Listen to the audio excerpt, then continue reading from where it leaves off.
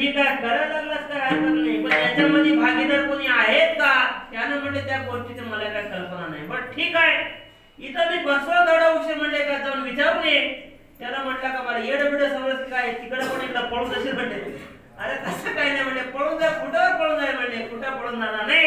पण एक वेळा म्हणले का घरामध्ये जाऊन विचार, मी हे जे सर्व करायला लागलो हे कशासाठी करायला लागलो, कोणासाठी करायला लागलो, याच्यामध्ये कोण कोण म्हणजे का जीव माझ्या सोबत आहे. आणि त्या नारदाने जेव्हा सांगितलं कोणाला, वाल्या कोळ्या सांगले का घरामध्ये गेला, पत्नीला विचार लागले आणि पत्नी सांगायला लागली माझं काय म्हणले, लग्नामध्ये तुम्हाला सावधान सांगितले, सावधान विश्राम तुम्हीच बघा म्हणजे, माझ्याकडे काय घेणं नाही, माझ्याकडे काय देणं नाही. तुम्ही हरभऱ्याचं पीठ आणले, पाणी जास्त पडलं कडी मग सांगते, पाणी कमी पडलं पिठलं मग सांगते, मला जे जमतं मी करून पाहिजे. माझ्यामध्ये कोण कुठून आणलंय, कोण कशानं आणलंय, कोण कुणाचं मारून आणलंय, त्यामध्ये काही घेणं नाही देणं नाही, म्हणजे काय घेणं नाही.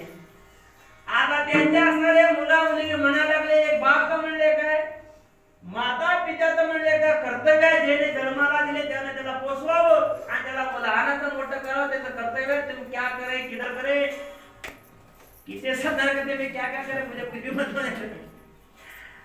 तुम्ही काय पराकाष्ठा करत्या, कुणाला काय काय करते, आपल्याला काय घेणं देणं नाही. आणि तुम्ही कशा उद्देशानं आणत्या, काय उद्देशानं आणत्या, काय लोभानं किंवा प्रेमानं आणत्या, काय सांगू आणत्या, मला काय संबंध नाही.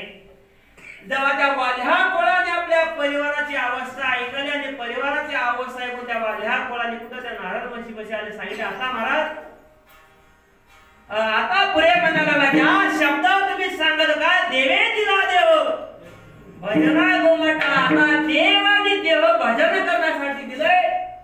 आणि या मानवी जीवनामध्ये म्हणजे का कृतकल्याण होण्याचं एकमेव जर साधन असेल तर माझा विश्वास काय तुमच्या म्हणजे का पायावर आहे. आता विचार करा, त्या वाल्या कुळांनी किती पाप केलं असेल, तेवढे पाप तर आम्ही बी नाही, तुम्ही बी नाही, तेवढे पाप कोणी केले. जर वाल्या कोळ्यासारखाला महात्मा किंवा वाल्या कोळ्यासारखाला एक आडराणी असणारा जीव जर संतांच्या शब्दाला किंवा संतांच्या वाङ्मयाने त्यांच्या शब्दाला जर विश्वास ठेवून त्याचं जीवन बदलू शकतं, मग तुमचं आमचं का बदलत नाही. केले रामायण